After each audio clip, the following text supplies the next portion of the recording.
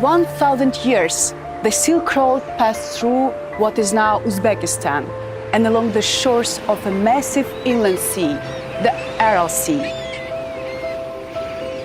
At one time, the Aral Sea was the fourth largest lake in the world and covered almost 70,000 square kilometers, providing life and livelihood to the millions of people in the region.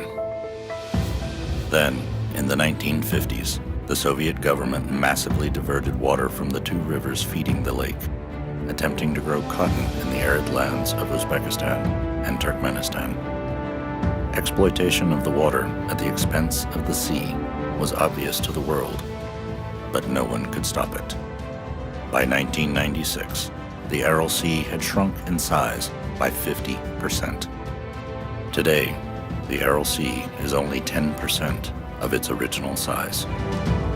Комментарии здесь излишни. Преодоление последствий высыхания моря требует сегодня активной консолидации международных усилий.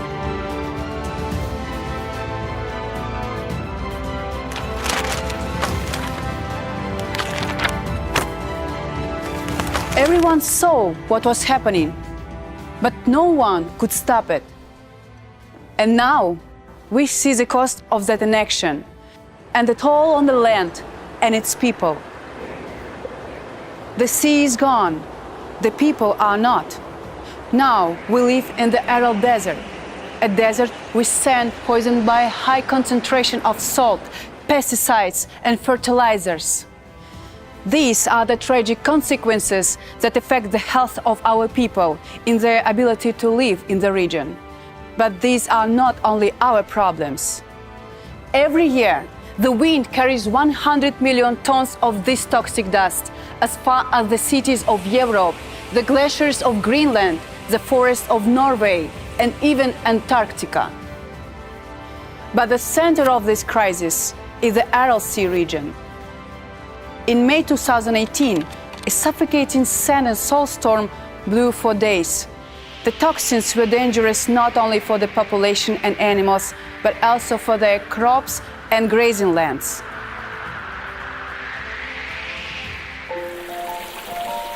To support local communities, international donors and the United Nations agencies joined the government of Uzbekistan to bring relief to the 3.5 million people affected by the crisis.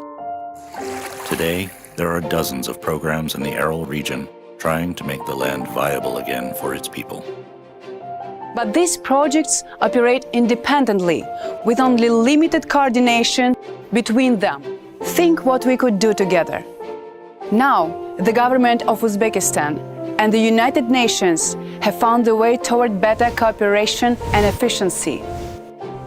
The Multi-Partner Trust Fund for Human Security in the Aral Sea region is a single platform, single strategy fund for breakthrough, people-centered development. Guided by the Sustainable Development Goals and the Human Security Approach, as well as capitalizing on success and lessons learned from the two programs funded by the UN Trust Fund for Human Security, the Trust Fund consolidates donor assistance to the Aral Sea region. There are already more than 100 multi-partner trust funds throughout the world. Their success depends on the support of donors worldwide. In 2018, the Aral region was proposed as an innovation and technology zone by the government of Uzbekistan to search for new approaches to old problems. Working together, we can turn this ecological disaster into ecological innovation, piloting projects that can be adapted to other climate disasters around the globe. Let's be smart. As the Karakalpak proverb says, the strong man wins once, the clever man wins often. The sea may be gone, but the people, their hopes and dreams are here to stay.